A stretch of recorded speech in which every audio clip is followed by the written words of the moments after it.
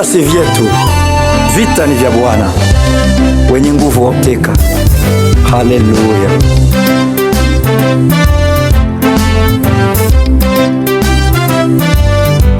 Taifa langu la angamia, watoto wangu wanaumia kwa sababu ya mauaji, maangamizi na ufisadi. Najiuliza nani kasababisha? Ni wa ujanja wa ule shetani. Wamoja taja majina ya watu, wengine taja majina ya vitu. Hizo pesa zasemekana ni chanzo cha kuyumbisha dunia. Maprezidenti nao watajwa, sababu kubwa kukosa amani. Lakini sivyo wanavyozani, bali ni mpango wa yule shetani. Lakini sivyo wanavyozani, bali ni mpango wa yule shetani. Tusaidie, tutie nguvu, tushike mkono. Tusaidie,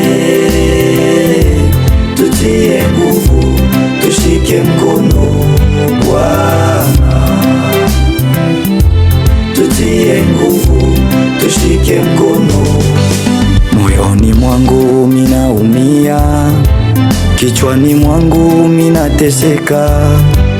Usiku mzima mimi silali, mchana kutwa naona giza. Neno la Mungu lasema wazi, alainiwe mtu yule anayevuka mipaka yake na kwenda huko kwa jirani yake. Pia ole kwa mtu yule ambaye hutimiza maandiko. Ninaposoma Biblia, nimewaona mashujaa wengi waliowekwa nguvu na Mungu ili kutetea taifa lao. Tusaidie, tusaidie Bwana, tutie nguvu, tushike mkono. Tusaidie, tusaidie, tutie nguvu, tushike mkono. Bwana, tushike mkono, tutie nguvu, tushike mkono.